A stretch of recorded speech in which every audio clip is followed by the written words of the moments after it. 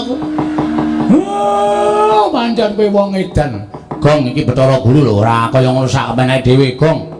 Engko ndak malah papan dunungmu pring apus ini dilebur karo Bathara Guru cilaka. Dilebur kaya jenang. Kene iki nggone dilebur. Nuwun sewu Bathara Guru. Iya, Bagong kepiye? Kita arep ngopo? Kita arep matur karo ulun. Iya menah iki. Matur apa kita? Ngene. Ulun kudune ngerti. Semar iki kakang kita. Piye ya iki ya, Truk? Wis biasa wae to, iki omongnya biasa wae malah. Kita ulun kaya basa anu kae lho. Kalau kaya basa Banyumas ki rak beda. Halah, nek basa Banyumas ki nek kowe iki, nek aku ki Inyong. Nek kowe iki Rika. Ha, ngene. Rika. Wah. Malah dienggo. Ngene mawon Pukulun. Nek Pukulun nyuwun syarat srana bebana bapak kudu nyembah, kudu ndodok, kudu tata krama karo sampean, aku sing ora entuk.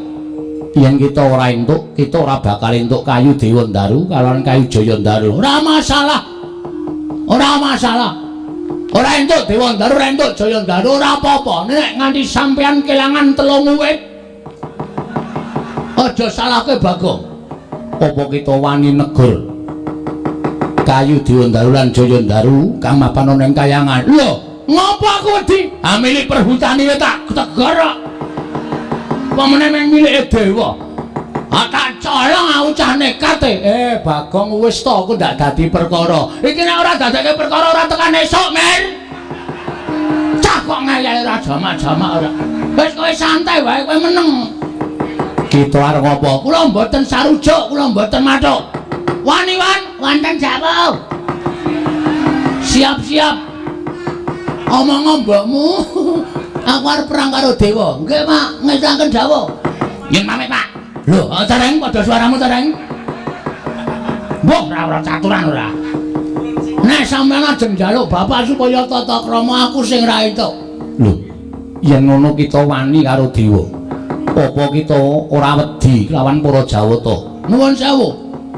Kula niku dadi wong ora ana sing tak wedeni. Ha? Bagong ki landhesane siji, bener. Kula garis bawahi, aku kuwi wong bener. Wis. Aja kok sampean. Wis. Kerubuten para dewa, ora bakal aku wedi. Kita bakal ulun banjut. Hah? Kita bakal ulun banjut.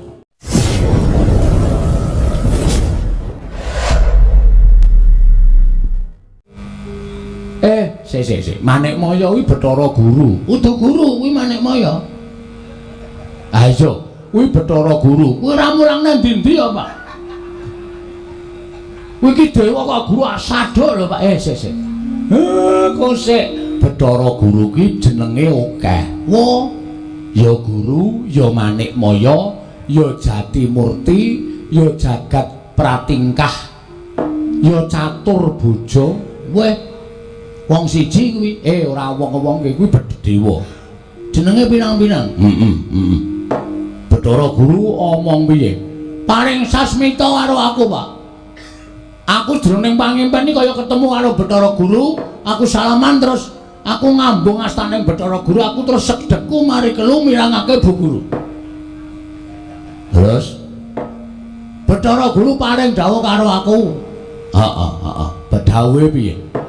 Bagong, kowe nggonmu mbangun papan sing kinarya sarana para kawula iso nyambut gawe panguput, boga iso kecukupan, waton kudu nganggo disarati. Sarate apa? Sarate ya kuwi kudu ana ora ketang sithik wujude kayu Dewandaru karo kayu Jayandaru. Gragap aku tangi, Pak. Bingung. Nguyuh sik. Oh iya.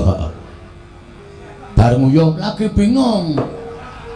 Bingung aku piye iki supaya iso entuk kayu Dewandaru lan Jayandaru. Lah, gandeng aku ora ngerti, tak takokke ning tukang kayu ndi-ndi sing jeneng kayu ngono ora ana. Anane jati. Sengon saiki sing usum.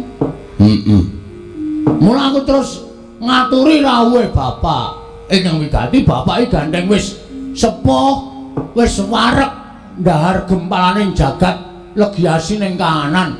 Tur bapak ki jarene lho miturut omongane wong ki dewa, mbok nyata mbok ora. Aku tak nyuwun prisa, Pak. Kayu Dewa Ndaru Jaya Ndaru kuwi jane neng ngendi nek isih wujud wit tak tegore, tak nggone syarat. Ning nek wis wujud kayu le dodol sapa tukune, Pak? Piye? Kok sik aku tak mikir. Nek miturut sak ngertiku lho. Miturut sak ngertiku Dewa Ndaru Jaya Ndaru kuwi papane ora ning jagat. Waduh. Nanti iki papane ning Kayangan. Kayangan Suralaya. Berarti ndak liwat jalan tol. Lho.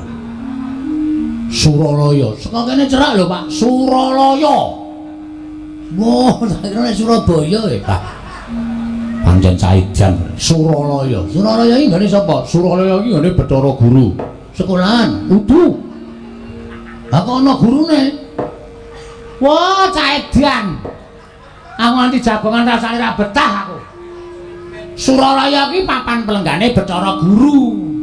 Nah, guru kuwi lenggane ning Suralaya. Umar Bakri, udu. Jelaske, Pak, jelaske, Pak. Ya nang ngapura aku ki nuwun sewu karang wong ora ngedong e. Nah, Suralaya ki papaning para dewa. Walah, sampean ngendika ngene malah dong mau-mau. Omahe dewa ngono to? Omahe dewa. Lah, sing mapan ning kono kuwi jenenge Bathara Guru kuwi dewaning para dewa. Nek arep nyuwun pewujudan ning mapan ana ing Kayangan ki kudu dipalilaing Bathara Guru. Lah nek kowe arep njaluk Dewa Ndaru karo Jaya Ndaru mau, kowe nyuwun dipalilah karo Bathara Guru. Wo. Carane munggah ning Kayangan, munggah liwat Ondorante. Weh. Ondorante ngendi nggone? Lah, kuwi papane ning sak caketing Gunung Himalaya. Himalaya? Angel ya Pak munggah, kowe angel. Ora saben titah iso munggah. Sing jeneng kulina munggah ana ing Ondorante, ana ing repat kepanasan tu muli mlebu ana ing Kori Sela Matanggep. Kuwi ndaramu Janaka. Waduh, ning ndara Janaka tak suwune pambiyantu munggah ning Kayangan mesti ora kersa. Ha mestine ora gelem. Wong kuwi wigatimu sing diperlu kowe kok dadak utusan ndaramu Janaka. Nek kowe duwe niat ya apa sing dadi syarat-syaratane digoleki, digayuh. Ning aku ora mungkin munggah ning Kayangan, Pak. Aku mesti bingung. Kayangan ki nggone sapa wae? Werna-werna. Ana swarga Maruta, swarga Dahana, lho. Kaca Ngerang. Lan sak piturute iki Kayangan pirang-pirang. Ha, kuwi kok aku keblasuk piye? Oh, mongko nek ana ta Kayangane Bathara sing tukang njabut nyawa iso, Pak? Ya Yamadipati. Nah aku munggah nang Kayangan dodok-dodok Kori sing metu Yamadipati jabut nyawaku, aku mati. Oh. Ha ta? Ki si Iwan piye? Ayo. Lah terus, ha iki ngene. Mula aku mau ora nembung karo bapak, ora njaluk Probaya, ora njaluk apa-apa. Ning saiki aku njaluk sak biyantune Bapak Semar. Aku mbok kon ngopo? Crita sing wis sumebar ana ing jagat bapak iki jane dewa. Ha ta? Nek ora kleru sampean ki titisane Sang Hyang Ismangun. Oh cangkeme ngawur to. Ismaya. Heeh, Ismaya. Kuwi kakangne Bathara Guru. Lah, kene kowe paham, ngerti wae. Mergo aku maca setengah percaya setengah ora. Semar kok titis dewa. Nek titis dewa ora bakal uripe Semar kepenak utawa ora bakal uripe Semar sengsara. Ning mesti kepenak.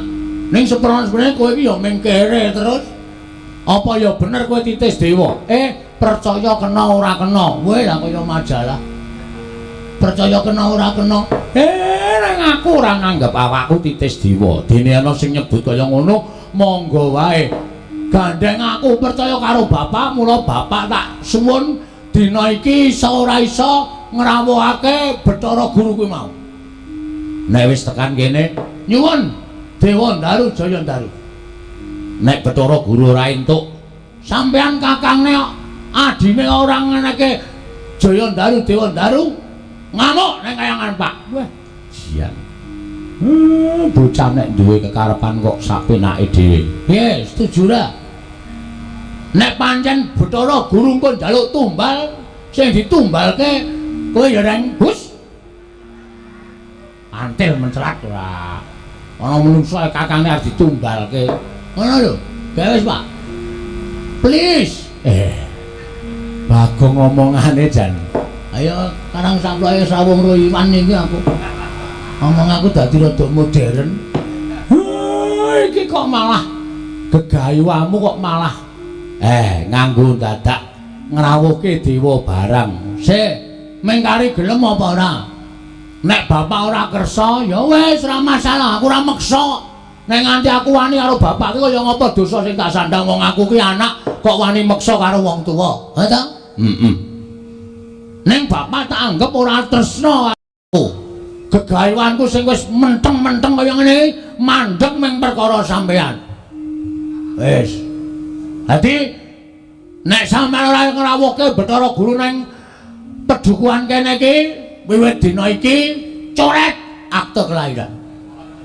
Aku mau dadi anake Semar. Aktemu semprene rung dadi. Ora tok urus kok cengan. Men aku ora entuk warisan to. Pancen setan ran.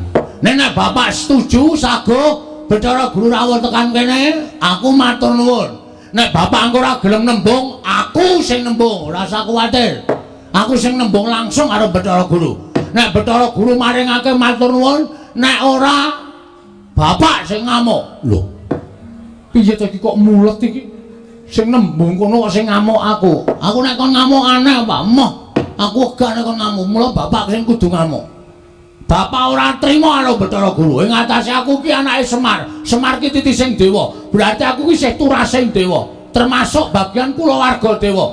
Nek bapak ora iso njaluk Dewa Ndaru Jaya Ndaru asli wis to. Tak suwun bapak ngamuk. Ngono wae wis. Wis ora wis cakat-cakat iki wektune mepet. Apa perlune gawe? Piye nolo Gareng? Wis turuti wae Pak, turuti. Engko perkara Bathara Guru ki ngidini apa ora? Wis kuwi perkarane Bagong. Petruk piye? Pun mang turuti mawon, Pak. Bagong nek wis ngono kuwi wis mripate abang ngono kuwi wis medeni.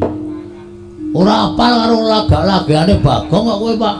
Anak pirang-pirang tahun kok ora tau ngapalke lagane. Nah, mataku abang. Cangkemku le omong cerewet ngene iki. Iki nek ora didepi sego ora mari aku, Pak. Ngandel rame ngelih ta ora. Ya wis piye? Aku sing arep nyeluk Bathara Guru. Nyeluk ya apa? Bathara Guru. Wah, matur nuwun, wah, pancen bapakku tenan kowe. Engko nek kira-kira Bathara Guru tekan kene disuwuni ngampil Dewa Ndaru Jaya Ndaru ora ngeparengake bapak nesu ya. Ya engko aku tak nesu. Ning aku ki nek ora dilarani ora iso nesu. Engko agajul. Wis asa kuwatir engko langsung tak gajul saka mburi bapak men nesu. Ya wis engko ndak kowe cerewet bae. Ora rampung-rampung perkarane coba. Aku tak matek aji pameling. Piye maksude? Ngundang Bathara Guru. Nggih. Ora dorame lho, Reng. Truk. Bapak arep matek aji pameling. Ya, mengko Bathara Guru bek rawuh, bek lega pikirmu. Bathara Guru ya ken rawuh lega piro. Heeh. Kowe kono dolan sik, Pan? Nggih, Pak. Bu kok suarane kaya aku, Truk? Ayo mbok ya. Wis mulak-malik suarane. Engko gek kowe urun, Reng. Kok antil dasmu modar ora. Kok aku ya curiga e. Ngerti-ngerti kok suarane kaya kowe. Wah, jan tratapane. Gawe, Pak. Iya, kowe meneng ora gambleh wae. Iki wis arep wiwit semedi kok malah omong wae. Ya wis gak semedi men. Eling-eling dewa Ngejawantah. Nalika semanten tingkem netraning kula Semar Badranaya. Tanana ingkang pinindeng kejawi amung angrap pamantram sakti aji pameling. Andi bali rawipun nenggih Sang Hyang Manikmaya ya Sang Hyang Bathara Guru. dadak sakoling mangke sanginggiling padukan pringapus wonten mendung angen danu dupe piyak kang mendung onyang madya padha sanggiwang jagat giri pratingkah wonten ing padukan pringapus dadosaken kejot kang samya mulat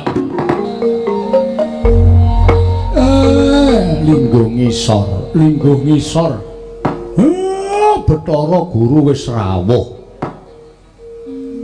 iki dewa apa pemain sirkus Pak badut tenan ora mau kon ngrawuhke Bathara Guru kok saiki ngunekke kaya ngono tangane kok papat malak kuwi jenenge Bathara Guru ki tangane papat lha tuku klambi ndi mesti dadak ngadekke anjen badut tenan kok cah siji kae ora kaya ora duwe walate sapa-sapa lho ora kena walate sapa-sapa nek omong sak penake dhewe Manik Maya Padhawarja sak praptamu Bathara Guru Om Mastu nama sidam sekaring bawuna langgeng Kakang Semar tansah winantu ing suka basuki suwan kula niskala kepareng kula ngaturaken pudya pangastawanipun ingkang rayi kunjuk ya tak tampa pangestuku tampanana ya Guru kula pundhingga jimat paripih ndayanana ing kasantosan Kakang Ismaya Pukulun kula ngaturaken sembah pangabekti kula kunjuk Pukulun yaya nala garing ulun tampa akarya bongbong tias ulun ora liwat pangestu ulun tampanana kula pundhingga jimat paripih ndayanana ing kasantosan dipun sekecaken anggenipun lenggah Pukulun yaya garing kaya wis ora kurang prayoga Pukulun kula ngaturaken sembah pangabekti kula kunjuk Pukulun iya Panakawan Petruk ndak tampa ora liwat pangestu ulun tampanana kula pundhingga jimat paripih ndayanana ing kasantosan dipun sekecaken lenggahipun Pukulun iya Petruk kaya wis ora kurang prayoga prapta ulun ana ing padukuaning Bagong Bathara Guru Pukulun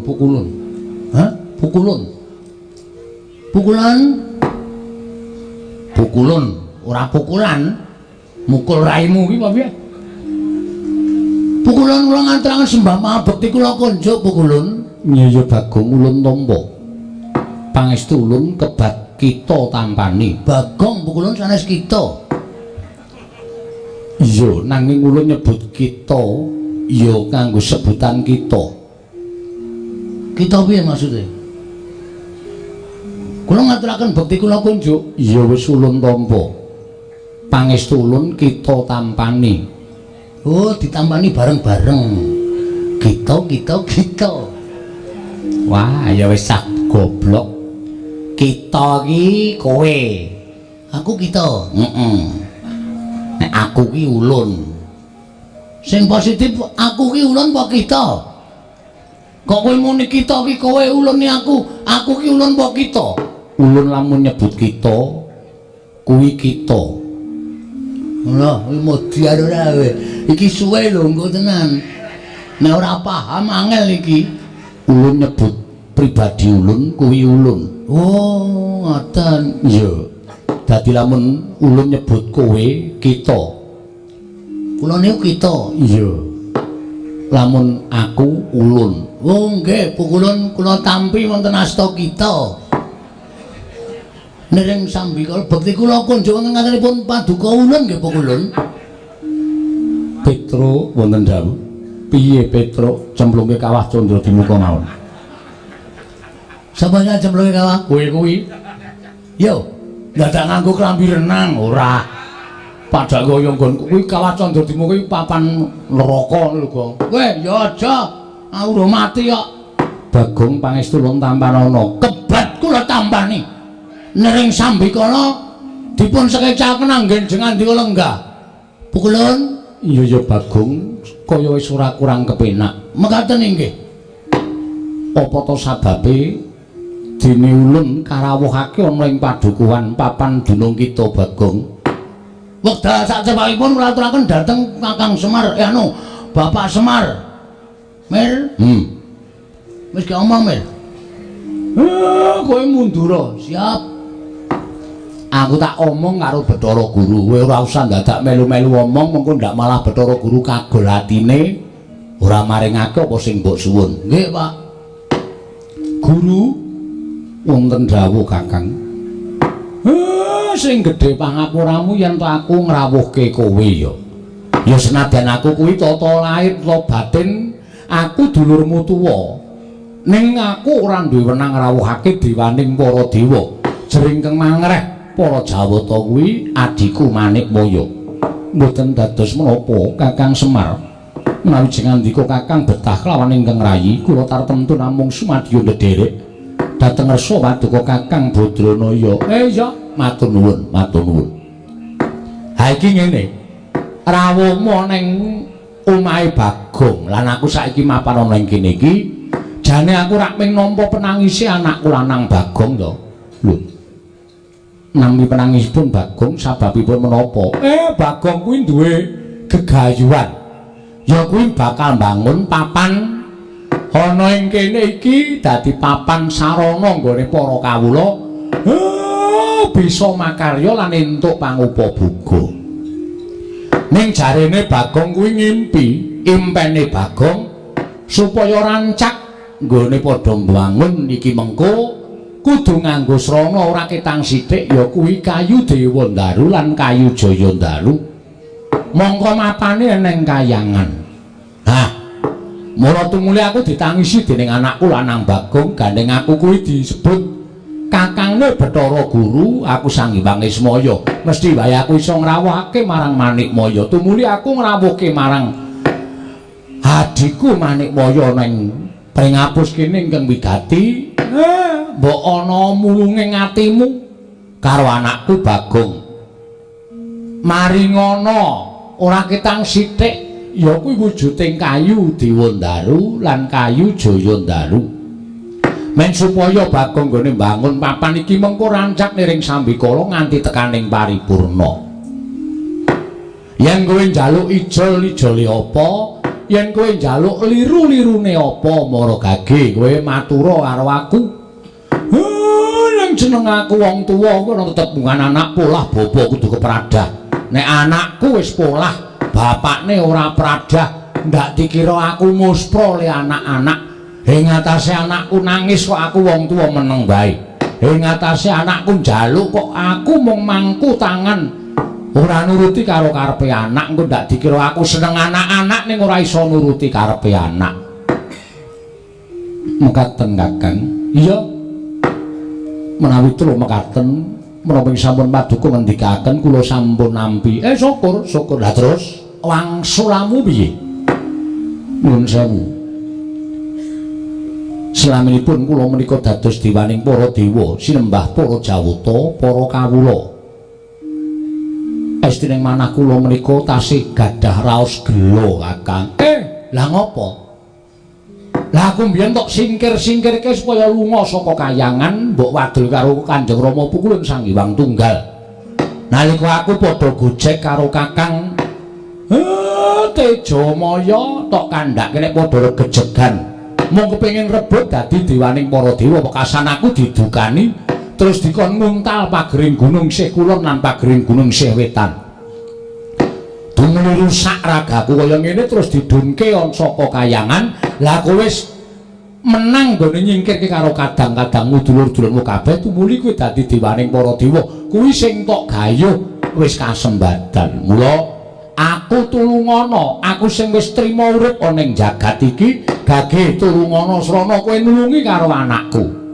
Babagan perkawis menika estunipun boten dados petangan kula. Lah terus namung kemawon slaminipun kula winisuda dados dewaning para dewa, nuwun pangapunten. Kakang Semar, tasih wonten kagol kageling manah kula, pendak-pendak kula lenggah wonten ing Selakanda Waru Binangun. Wonten ing Bali Martya Kundha Manik aglar sangganing para Jawata, para widodara widodari samya manembah dhateng Manikmaya inggih ingkang rayi. Sedaya para kawula boten wonten ingkang wantun mrengkang kaliyan pranatanipun Bathara Guru. Sedaya para titah ing mapan wonten ing jagat boten wonten ingkang wantun mrengkang dhateng dawuh parentahipun Manikmaya. Namung kemawon wonten setunggal titah wonten ing jagat ingkang dumugi sak mangke boten purun nyembah, boten purun tata krama kaliyan Bathara Guru. Sapa kuwi? Lah kok dadi menungsa kok nekate ora jamak. Wani nranyak ora tata krama, wani nranyak ora nganggo ganggo karo Bathara Guru, apa ora wedi karo Sating Manikmaya. Kakang Semar, Bagong badhe kula paringi kajeng Dewandaru tuwin Jayandaru menawi titah setunggal menika purun nyembah kalian kula saha purun ginakaken tata krama mawi basa mboten ngoko kados ingkang sampun dipun tindakaken. Kosek kowe jane sapa ta kuwi? Sapa menungsa kok nekate kaya ngono? Mboten sanes kedami namung Kakang Semar pribadi, Kakang Semar piyambak. Monggo kula aturi naliki dhateng kawontenan panjenengan. Kula menika dewaning para dewa, nadyan panjenengan menika kadang kula mestinipun kedah ngagungaken asmanipun Jawata, ngagungaken asmanipun ingkang rayi. Dipun mirsani kawula semanten kathahipun teka Kakang Semar mboten ngatonaken anggen ngandika ngajeni dhateng dewaning para dewa. Panjenengan boten purun nyembah kalian Bathara Guru, panjenengan boten purun ginakaken tata krama. Menawi Kakang Semar kersa nyembah kalian Bathara Guru, kersa ginakaken tata krama kalian pun Bathara Guru, kula badhe maringi kajeng Dewandaru tuwin Jayandaru kelawan Punakawan Bagong Kakang Semar.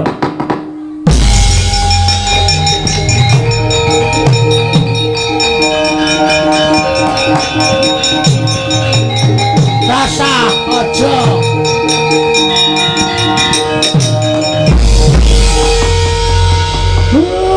syarate gampang ora Pak. Nek dipikir tata lahir pancen gampang ning batin nang ati ngrusak kuwi Pak. Kok iso ngono? Wis ora Pak. Aku mah nek panjang aku kelakon aku ngorbanke derajate wong tuwa. Aku mau nek panjang aku kasembadan ning aku kudu ngorbane karo harga dirine bapak. Aja wis ora nganggo kayu Dewandaru, ora nganggo kayu Jayandaru ora masalah. Ning bapak aja nyembah karo Bathara Guru, bapak aja basa. Bapake kakangne Bathara Guru. Bagong, kowe iki dewange wong kok malah ngunak-unak karo bapak. Bapak sing goblok kok. Ngunakke bapakne goblok. Aku ngene iki nglabuhi karo kowe. Aku ora butuh tok labuhi. Nek bapak kudu ngasorake derajate bapak. Nek ngono nggonmu mbangun papan iki mengko ora kelakon. Kelakon. Aja kuwatir. Carane piye? Wis rasa nembung Bathara Guru kok tak munggah nang kayangan tak colonge, Pak. Aku nek mengkon nyolong kowe sregep aja kok nyolong kayu. Wingi nggawa komputer loro ora konangan aku. Pancen kowe wong edan. Gong iki Bathara Guru lho, ora kaya ngono sak kepenake dhewe, Gong. Ngundak malah papan dunungmu pring apus ini dilebur karo Bathara Guru cilaka. Dilebur kaya jenang. Kene iki nggone dilebur. Nuwun sewu Bathara Guru. Iya, Bagong kepiye? Kita arep ngopo? Kita arep matur karo ulun. Iya menah iki. Matur apa kita? Ngene. Ulun kudune ngerti. Semar iki kakang kita. Piye ya iki ya, Truk? Wis biasa wae to, iki omongnya biasa wae malah. Kita ulun kaya basa anu kae lho. Kalau kaya basa Banyumas ki rak beda. Halah, nek basa Banyumas ki nek kowe iki, nek aku iki Inyong. Nek kowe iki Rika. Ngene. Rika. Wah. Malah dienggo. Ngene mawon Bu Kulon. Nek Bu Kulon nyuwun syarat srana bebana bapak kudu nyembah, kudu ndodok, kudu tata krama karo sampean, aku sing ora entuk. Yen kita ora entuk, kita ora bakal entuk kayu Dewandaru kalawan kayu Jayandaru. Ora masalah. Ora entuk Dewandaru, ora entuk Jayandaru, ora apa-apa. Nek nganti sampean kelangan 3 wit. Aja salahke Bagong. Apa kita wani negur kayu Dewandaru lan Jayandaru kang mapan ning kayangan. Lho, ngopo aku wedi? Ha milik perhutani tak tegar kok. Pemene mung milike dewa. Tak colong aku cah nekat Bagong wis to aku ndak dadi perkara. Iki nek ora dadake perkara ora tekan esuk, men. Cah kok ngayahi ora jamak-jamak ora. Wis kowe santai wae kowe meneng. Kita arep ngopo? Kula mboten sarujuk, kula mboten mathuk. Wani-wan, wonten jawab. Siap-siap. Omong mbokmu. Aku arep perang karo dewa. Nggih, Pak, ngedanken dawuh. Yen pamit, Pak. Lho, Tareng padha suaramu Tareng. Mbok ora caturan ora. Nek sampeyan ajeng njaluk bapak supaya tata krama aku sing ra entuk. Lho, yen ngono kita wani karo dewa. Apa kita ora wedi lawan para Jawata? Nuwun sewu. Kula niku dadi wong ora ana sing tak wedeni. Ha? Bagong ki landhesane siji, bener. Kula garis bawahi aku kuwi wong bener. Wis. Aja kok sampean. Wis. Krungu para dewa ora bakal aku wedi.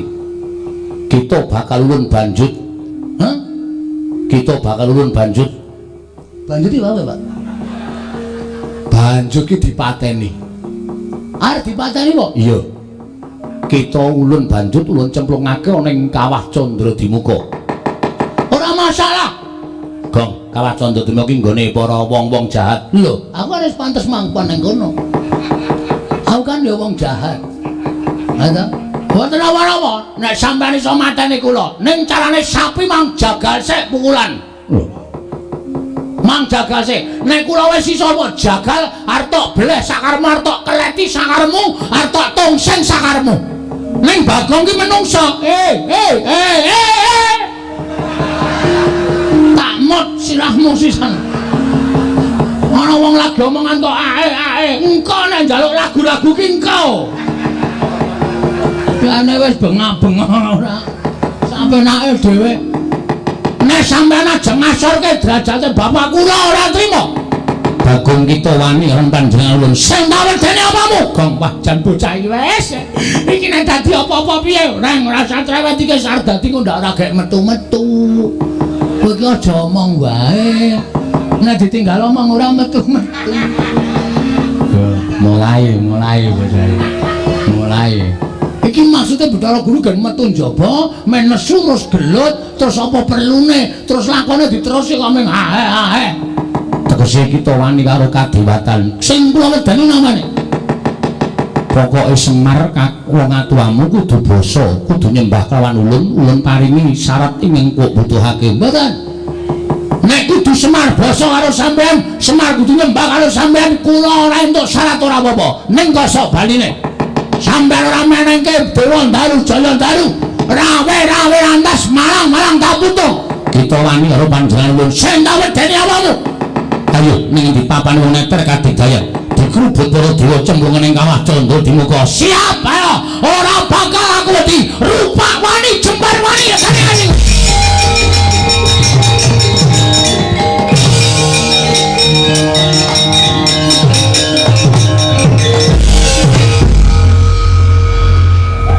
Ngapa Emir?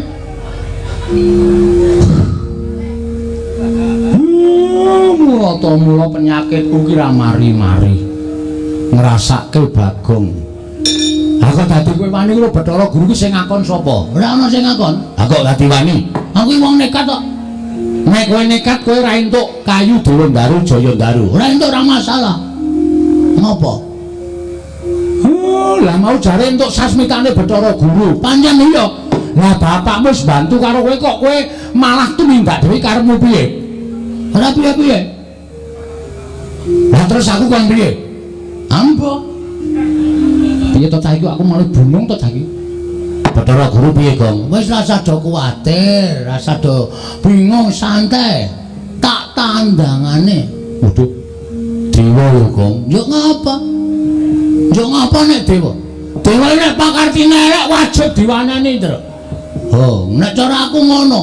Sapa wae sing lungguh ning apa jenenge papan sing dhuwur dhewe, nek pancen salah wajib diwaneni. Ora usah kuwatir, Pak. Wis mati tak wujudane. Ngono ya. Wis men, ngopo aku urip ya mung doyak-oyak mendring kok. Esuk 2000, sore 2000, boros ora jamak-jamak. Ayo kebangetan embere kok ya nyicil. Ah, arang yo kan yo kebutuhan liyane, Tru. Ah iya. Ya wis sakarepmu nek pancen kaya ngono. Nek kowe pancen wani tandhangono. Nala garing aja ngewangi Petruk, aja ngewangi ndak kelepetan dedosan. Wis ben tak nonton kaya ngapa jogete anakku Bagong. Ora mung cangkeme tok sing ngombo kuwar-kuwar. Ning kudu tekan tumandange ya kudu nyata. Oke, padake aku ki wong jireh. Padake aku wong kalahan. Wis, Semar rasane nang ndi-ndi? Kowe rasane ndi-ndi, Reng? Ya. Petro rasane ndi-ndi? Ya. Aku tak mangkat methoke Bathara Guru. Ngati-ati lho, Gong. Bathara Guru kancane pirang-pirang. Ora masalah. Kancaku wis ngenteni ning angkringan pirang-pirang. Tetapke beres. Aku ki rame ngijen rene padahal nggo karyawan rombes e. Mangkemu mengijen aku. Ora aku ya kok rombongan. Dadi kira-kira dewa-dewa do ora meneke Dewa Ndaru Jaya Ndaru. Aku sing bakal nyogok lungguhing para dewa. Ya. Menawi atmajanipun Kakang Semar menika nyuwun supados sak mangke mboten kita sekedhik paduka dipasi Bathara Guru maringaken Dewa Ndaru lan Jaya Ndaru menika kula kinten mboten kawratan. Esti ning manah kula mapan mekaten. Lah lajeng sabab menapa paduka ngawi sangganing para Jawata, para dewa mlempak wonten ing mriki? Krana sak mangke mugi andadosna ing kawuningan. Sareng Bagong matur ingkang kados mekaten tumunten kula matur lawan Kakang Ismaya. Pangandikanipun Adi Prabu Bathara Guru kados pundi? Kakang Rada prisa piyambak.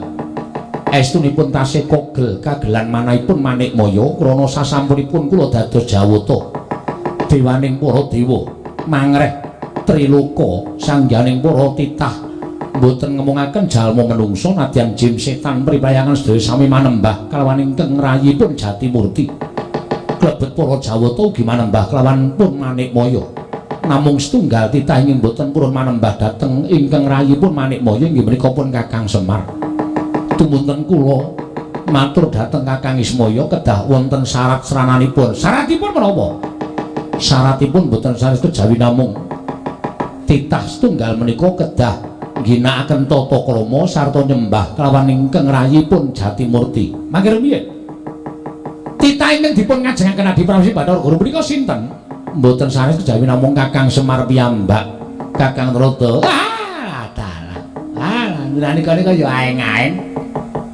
Lajeng menawi Kakang Semar kemawon mbok menawi sarana nglabuhi dhateng atmajanipun Bagong piyambakipun badhe purun nyembah tuwin nindakaken tata krama kaliyan pun Manikmaya. Nanging jebul ingkang boten trimah Bagongipun piyambakipun utawi Bagong boten nglilakaken menawi Kakang Semar manembah kalawan ingkang rayipun Jatimurti. Pun memper. Mergi Bagong menika sampun ngertos bilih Kakang Semar menika kadang dika werda. Tegesipun sepuh Kakang Badrana tinimbang paduka Dipanungsi Bathara Guru mila mboten aneh. Tumrap kula raosipun Bagong menika mboten kedugi amargi tiyang sepuhipun inggih menika kedah nyembah dhateng paduka Dipanungsi Bathara Guru mongko ingkang tinemu taruna.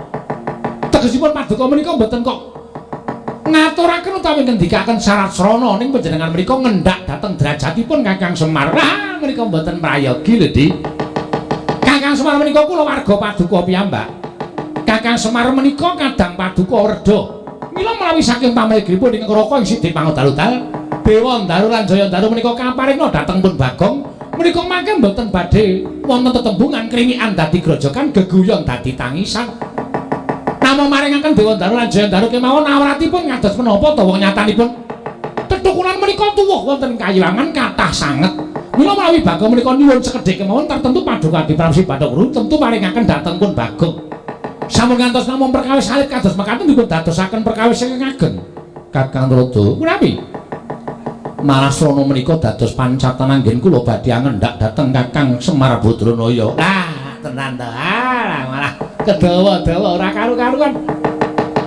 Lah menapa paduka Dipanungsi Bathara Guru wantun dhateng Kakang Semar menika dados pancatan. Menawi Kakang Semar badhe wantun kaliyan kula malah Dewa Ndaru lan Jaya Ndaru mboten badhe kula paringaken dhateng pun Bagong. Panjenengan prisa piyambak watak wantune anak-anake Semar menika panjenengan kedahipun sampun apal. Bagong ngantos nggadahi slogan kados mekaten menika tertentu nggadahi pemanggih sanes tegesipun kados pundi. Bagong menika wong gleleng, Bagong menika wong panjen wong nakal. Nek nganti Bagong terus gawa graji munggah teng kayangan wit-witan Dewa Ndaru Jaya Ndaru disenso kabeh pripun? Lah ta ya kowe. Wah, Bagong niku wong nekat. Bagong dirajongi karo garek karo Petro, sentek kayangan. Kakang Rada punapi ing mekaten Bagong sakmangke badhe kula patrapi paukuman. Rataya mana tekan ndi-ndi Semare luput Bagonge diluputke. Inggih kedah mekaten. Terus Bagong badhe kula pejahi. Lho, kok dipun pejahi pripun? Amargi sampun wantun kaliyan kula. Bagong boten nyawang menawi Bagong menika namung ditah kula menika dewaning para dewa. Bagong wantun nyula wetha kaliyan ingkang rayipun Jatimurti. Bagong wantun ngias dhateng pun Manikmaya. Tegesipun kalapatan tumraping kadewatan. Mboten wonten paukuman ingkang pantes kagem Bagong kejawi amung dipun cemplungaken wonten ing Kawah Candradimuka. Wah, ora tedas yakin. Kawah Candradimuka mboten kuat ngobong kaliyan pun Bagong. Lha lho, wong ora salah ora luput dicemplungke ing kawah menika mboten badhe mempan. Mboten badhe kobong. Kakang Rada punapi? Sakmangke Kakang Rada dawaken para wadya Baladewa damel risak wonten ing kadukanipun Bagong inggih menika pun padukan pringapus. Sakmenika ugi Kakang Rada punapi panjenengan teka kendel kemawon. Nuwun sawudi. Tidra-tidra sing manahipun ing Rama Gusti Pangdal menawi kula kadhawuh supados ngrisak dhateng papan dumipun Bagong. Ternyatanipun saking petanganipun ing Rama Gusti Pangdal kalepetan menika mboten ana kelapatanipun Bagong kaliyan pun Semar. Ning lupute Adi Guru. Lupute Adi Guru ingkang duweni watak Adigang Adigung Adiguna dumeh dadi dewaning para dewa. Panjenengan boten ngurmati dhateng Kadang Werda inggih menika Kakang Semar Badranaya. Malah panjenengan badhe ngendhak derajatipun Kakang Semar menika tumrap kula mboten mathuk, kula mboten rujuk lan kula mboten condong. Menawi Kakang Rada mboten mathuk lan manggihipun Bathara Guru tegesipun Kakang Rada wantun dhateng pangaos kula. Mboten badhe wantun. Nanging kula menika kami tuaning dewa.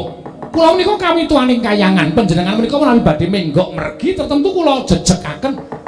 Kula badhe jejekaken ingkang bengkong. Beneraken ingkang luput menawi dados pakantipun Adi Pramesti Bathara Guru.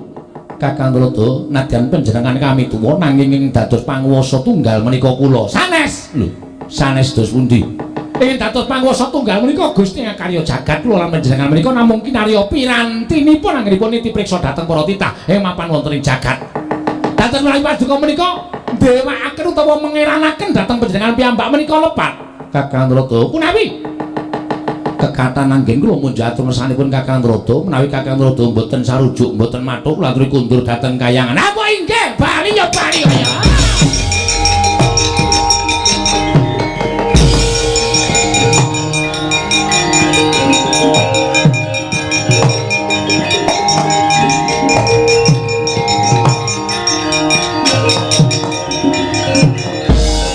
Indra wonten timbalan kulon.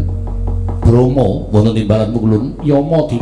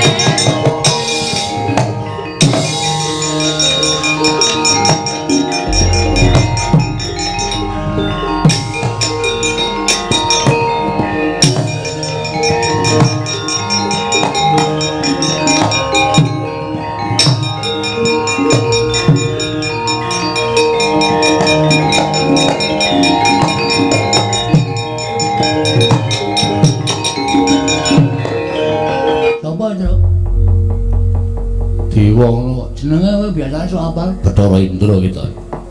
Dewa sikile ora kambal mawa. Ora, ilmu hitam lho. Ilmu hitam iki kancane Wanda udu. Mancing kancane ra entuk kok entuk dhewe. Nganggo ilmu hitam. Kuwi omongane sapa kuwi? Takoni, guys. Sampeyan sapa? Dewa? Lho. Takon marang ulun. Heeh. Ulun sapa? Ulun Sang Hyang Bathara Indra. Oh, Sang Hyang Bathara Indra. Dasar Pranyata Bagong. Dalem sapa sing wani karo Sang Hyang Jatimurti? Ora ana. Lho. Kok ora ana pitu meneng to? Ora ana to? Ora ana sing wani karo Jatimurti to? Iya ta? Embuh. Ora ana. Nek tak wangsuli. Nek aku wani karo Sang Hyang Jatimurti iki ora ana. Sapa sing wani karo Sang Hyang Manikmaya? Ora ana, kuwi ngarang meneh kuwi. Nek aku wani karo Bathara Guru pancen wani, nek karo Manikmaya aku ora wani. Gong, Manikmaya kuwi ya Bathara Guru, Jatimurti kuwi ya Bathara Guru. Oh, satu orang toh? Satu orang. Wah, ya dimaaf. Ora ngerti aku. Aku sing wani. Bagong, Nun. kowe ngerti ora? Ora. Ngerti. Ngerti, ora ngerti kowe. Yen Bathara Guru kuwi sembaning para titah. Lah kok dadi kowe wani? Ngene, Ndra. Ben iki kowe sidane ya gelut ndak tak basa-basanan ya, Tru. Engko nek kuwalat, Ora wae. Aku tau nguyuhi sareane ra kuwalat kok. pancen nekat lan. Nek Bathara Guru pakartine apik, adil tumraping titahe. Aku ora masalah, aku ora arep wani karo sapa-sapa. Cah cilik kae ya, Ndra, nek bener aku wedi. Ning grango kaya ngapa, nek salah aku ora wedi. Arep derajate sundul langit, nek salah wajib tak benerke. Mergo iki suara rakyat, Ndra. Ngono. Dong apa itu? Embuh. Kok plek. Tatin mumbul kok ora. Kok pleke akeh banget. Nggak mumbul. Lho, iki kowe. Hah? Dadi aja dumeh Bathara Guru ki dewaning para dewa, terus ora ana sing maneni, terus ngendak gunaning jalma. Sapa-sapa kudu manut Bathara Guru, sapa-sapa kudu manut Bathara Guru. Apa Bathara Guru tidak boleh salah? Hah? Meng dijaluki Dewa Ndaru karo Jaya Ndaru, meng tanggo syarat. Lah kok Semar kon nyembah karo Bathara Guru anggepe apa? Semari bapakku, Ndra. Semari wong tuaku. Nek ana menungsa sing arep ngendak derajate bapakku, aku ora ikhlas. Aku ngewangi wong tuaku. Lho, malah wani karo aku. Aja kok kowe. Kowe iki anake Bathara Guru to? Iya. Ana nomor papat to? Iya. Kowe kok ngerti? Menurut buku. Ngono kuwi nek sejarah aku ora ngerti wong lahirmu ki, aku ora ngerti bidane sapa kok. Hah? Aja kok kowe bapakmu ki nek salah kudu tak benerke. Aku bapakku kon nyembah, kok kon basa, kok kon tata krama. Ora mungkin. Ora iso. Bapak ki tuwa bapak mangane Bathara Guru. Bathara Guru sing kudune basa karo bapak. Menggone unggah-ungguh ki Bathara Guru sing kudune nyembah karo bapak. Bapak wis gelem dadi titah, gelem dadi wong cilik, gelem dadi pamomong, ninggal kamukten kadewatan. Dipasrahke Bathara Guru kok wis dadi wong cilik, dadi pamomong, kok isih kon nyembah karo Bathara Guru. Model apa kowe? Ayo ge omong-omongan. Piye meneng wae iki? Stay. Nek omong jan mentes. Bathara Indra nganti meneng wae. Meneng wae nek terus ngampleng cilaka iki. Lu ngomong ning ora gek plek-plek mana ora apa-apa nek meneng wae terus dis ngono. Aku ora siap, Petro. Ono aku kok. Lho, terus ngopo? Lah aku ya lunga. Damu mripat. Ngopo? Aku tekan kiri kon bondo karo kowe. Kuwi apa bener Pak Kartine? Hah? Salah apa aku? Luput apa aku? Aku nyolong apa? Aku nglarani sapa? Kar dibondo kaya penjahat. Cacing nek kepidak menungsa ngolek butuh males, Ndra. Bagong ki menungsa. Duwe perasaan. Anak kowe areng nglarani karo aku nek iso bangga. Wani karo Setawet dari awakmu. ora minggat kene markaning patimu. Panangane Petro. Sing nantang ki kowe. Oh jare mau ngewangi. Ngewangi ning kowe sike wong jenenge wangi iki sing kawogan temandang sik nek ra iso lagi tak ewangi kowe ngeperang sik engko nek kowe kalah aku maju. Ora ngono tembunge. Ya baleni saka tangan-tangan mau. Saka sing endi? Saka sing kata-katane muni lho wani karo aku tak dene ngono gak sendak ra gayeng wani karo aku sing tak wedani matamu lho apa-apamu ki merkari bali panggal tayane iki merkari maju becare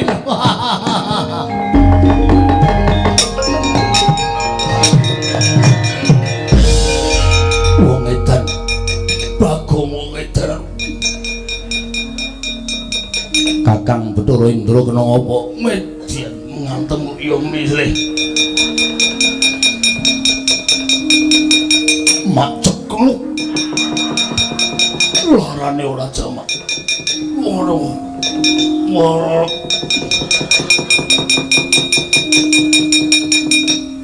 sapa iki Ulun Bathara Brahma wah dewaning geni ya nyilirake Mas us Anggo ngopo engko udah terande geni ngene wong edan wah aku yang kurang ajar tenan dewa-dewa dadi ece tenan arep ngopo kowe ngewangi Bathara Indra ha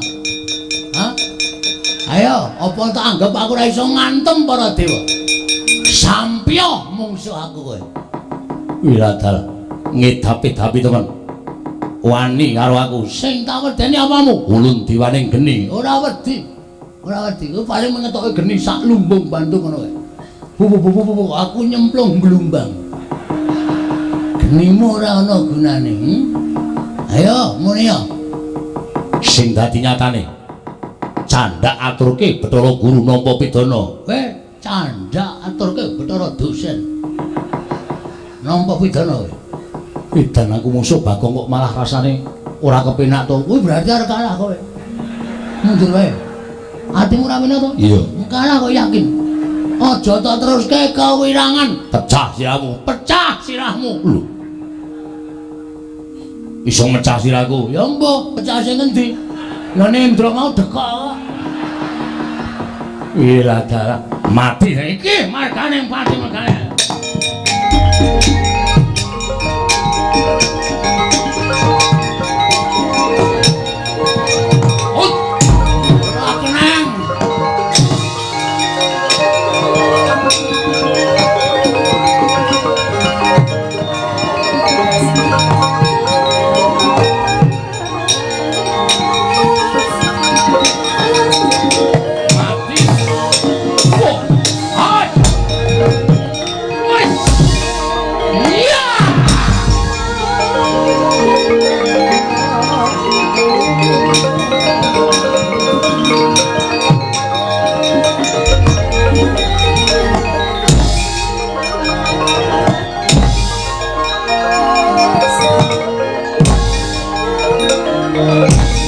Ayo masuk, masuk.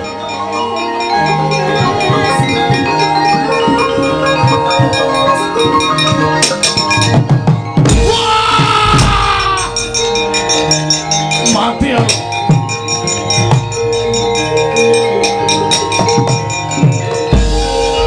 Piye, Gong?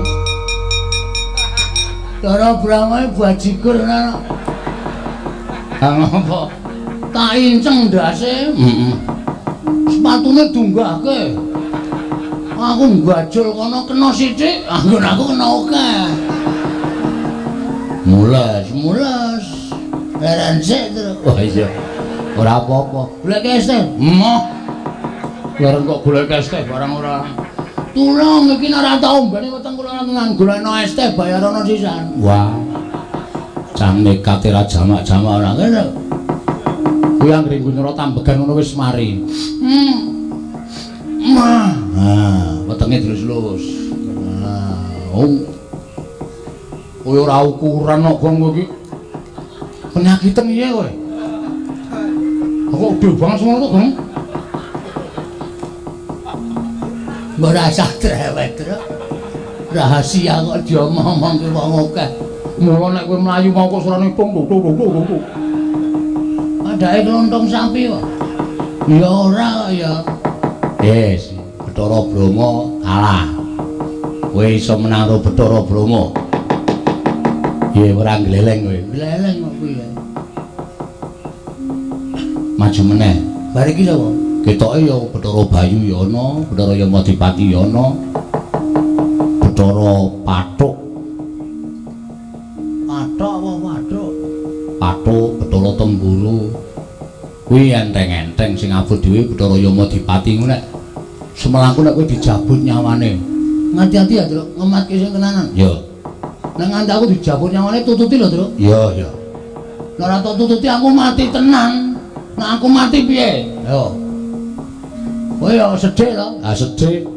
Aku adimu. Ah iya. Mula tak awas-awasi saka kene. Nek kira-kira engko Bathara Yamadipati arep njabut kowe, kowe praitno ngati-ati lho, Gong. Heeh. Bagong aja mlayu legane ae.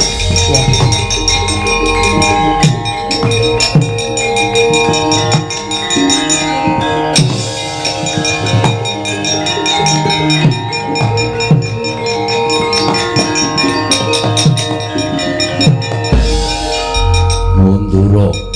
Kowe aja nganti wani karo dewa. Iki Yamadipati. Iya. Oh sing jabuti nyawane titah. Iya, pancen kepara nyata. Ora gelem semingkrak jabut nyawa cemplungke kawah Candra Dimuka. Piye? Jabut nyawamu, jabut tenan iso mati tenan. Wah. Wah. Wah.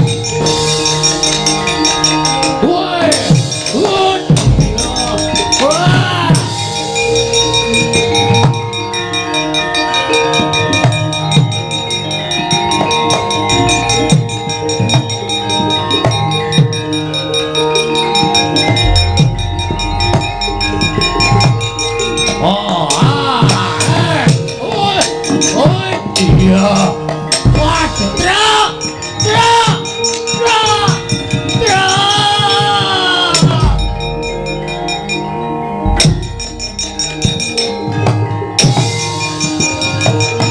Waduh.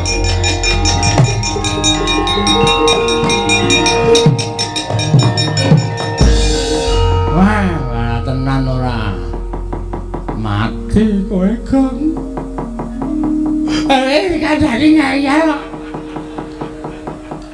Ya Yamadipati kowe kelangan nyawa tenan tau yae le. Tak jaloke.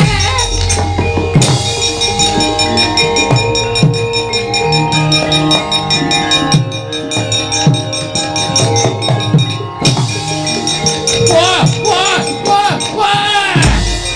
Wah, ada.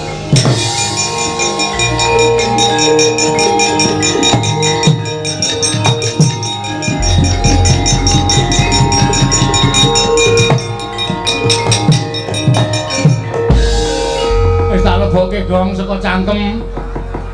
Nanging le, aku ngerti Yamadipati tangane kaya gegem apa terus tak rebut mbok wujude apa terus tak timloke ning awakmu. Tangi Gong.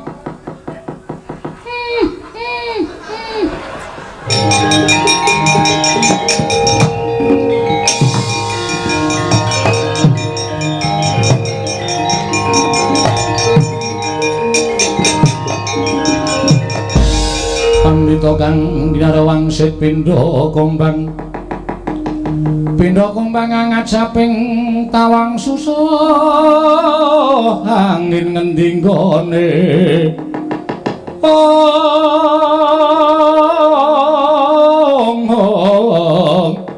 Nyang kalihing kangkung peksimi beruluk ngungkuli langit.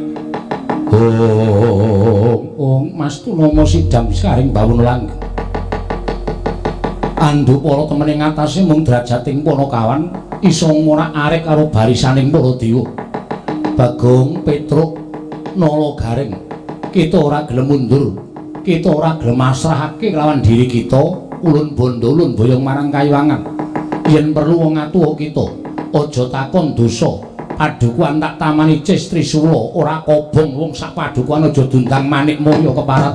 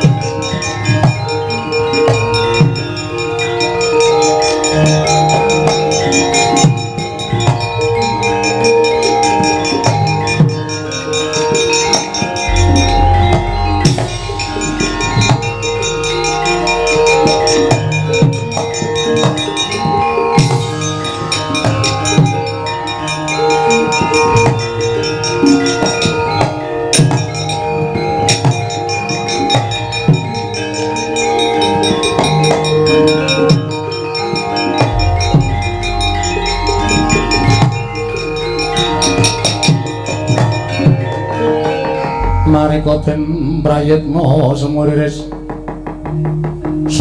eko balik titiyani kandayani Trisanya purnama sasi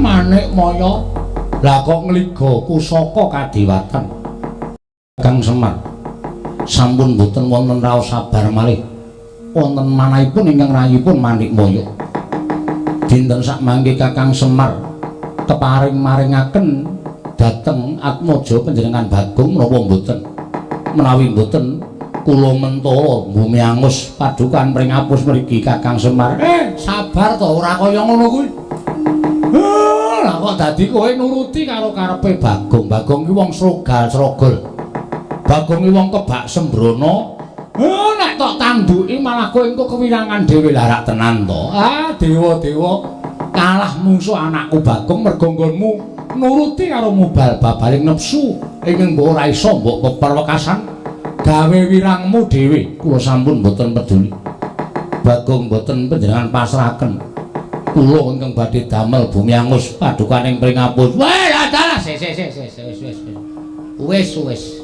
wis iki men durus bapak ora usah nesu manut karo bapak nek ora manut damel ora kakon aku mangkel kok kaya lanang-lanangmu dhewe Bathara Guru kok dimetangane papat ayo gelut karo aku ning tanganmu loro wae lho tanganmu loro wae piye wong tangane wis papat kok wis kowe ora usah melu-melu ben bapak men bapak terus saiki karepmu piye kula nyuwun Bagong badhe kula cemplungaken kawah Candradimaka lha aku ki wong tuane nek Bagong cilik loro gedhe tekaning pati aku sing ora entuk aku sing ora trima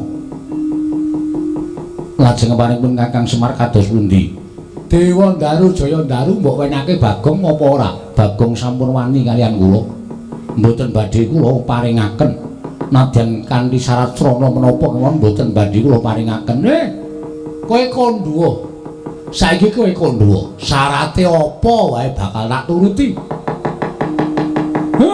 aku mesti saguh minangkani syarat ingkang mbok aturke kelawan aku Manik Maya tan samar pamoring sukma Sinumaya winayu ing asepi sumimpen telenging kalbu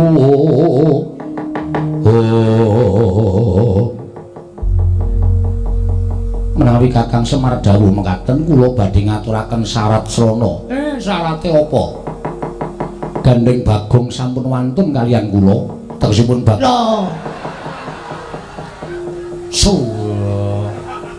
waduh paraimu ora weh ngono lho Tru kan adil donga lumlacat wong kok sing diarep-arep kok warisan ora aja Pak aku duwe sertifikat 3 ngandel ora didomsik Pak gek mati ora masalah Bagong pancen setan tenan kok aja Pak emok Pak ora apa-apa aku tak melu Bathara Guru aku ora piye-piye aja nek bapak men ning kayangan nek bapak munggah ning kayangan aku ya tak ngetokke nek dadi dulure tuwa Bagong tak labuhane pukulan kula ya digawa teng kayangan dipateni kula ya gelem pukulan reng aja reng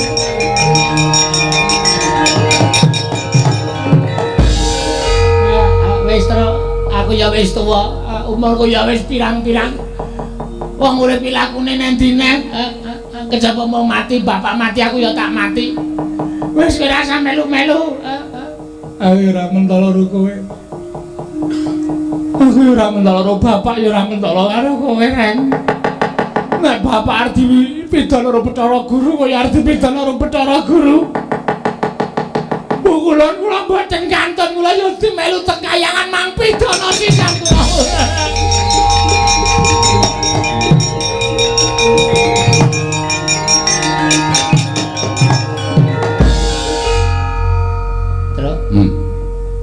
Bagong kok ora nangisi awake dhewe. Utek buntul to.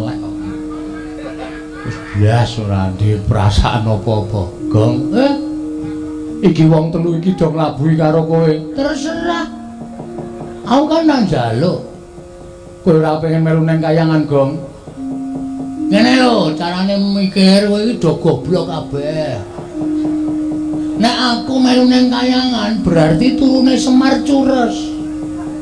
Sing arep nampa warisan sapa? Semar ben mati, Gareng ben mati, kowe mati. Aku sing kaya raya.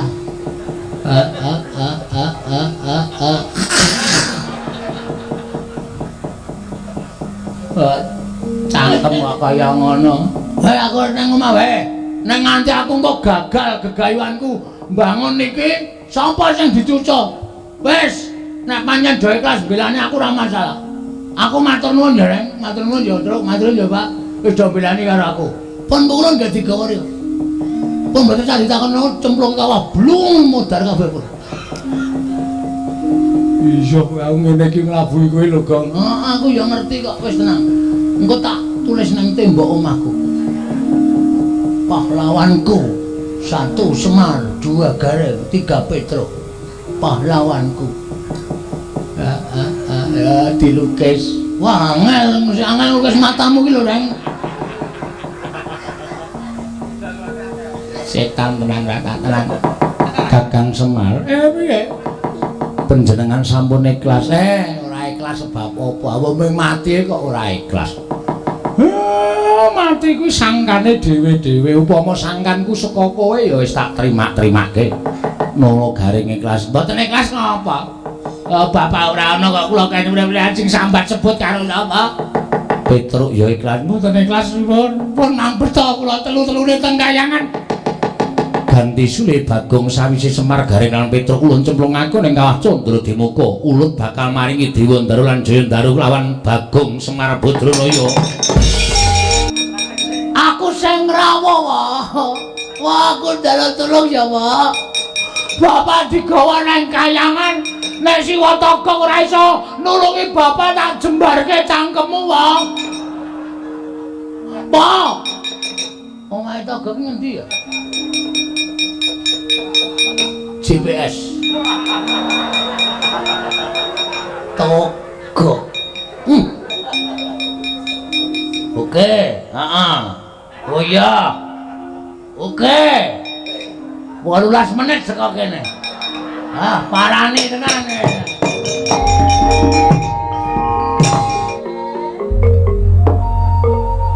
Slamet tekamu tolong. Ana ing jurang porong kene. Pangestune Kang Togog. Slamet tekaku, Kang. Aku ngaturke bektiku katur ya Kang Togog. Mbak Tompo. Ora kaya biasane. Kok kaya lesu. Kaya ora duwe krekat lan sarengat. Semangat nggone Kang Togog manem Brama kelawan rawing Ratu Agung sejagat. Ora leman lu. Ya pancen bener. Aku ki janjane lagi ngeloko. Lah ngapa? Ora kok kowe kok saiki kok aleman kok rupamu kaya gendut dalang cong waidut. Ae karang ya. Tukune rambut ki ora ajeg. Ning ya ora apa-apa malah tambah bagus. Lah iya, lah ngapa? Jarene dina iki kowe ngangseni karo aku golek bendara anyar, golek raja sabrang didadekke bendara men penguripane iki lancar. Jane ngono. Lah kok ora sida, kok malah begogok ning ngarep omah. Aku ki ora mikir karo awakku. Lah mikir apa? Prasaja wong kancamu ki ya ming aku. Nek kowe duwe bot repot ya mesti tok kandhake karo aku to, Kang. Semono uga nek aku duwe bot repot ya tak omongke karo sampean, diudari bareng-bareng. Ora kaya biasane anggere muni golek juragan anyar iki kowe mempenge ora jamak-jamak. Lah kok saiki kok nglokro ki jane sing tok pikir apa? Ora kaya biasane aku ki kok gagas impen ya lho. Impen apa? impen sing ana magepokan karo sedulurku sing wis suwe banget ora tau ketemu. Kowe ndek sedulur to? Duwe no. Sapa?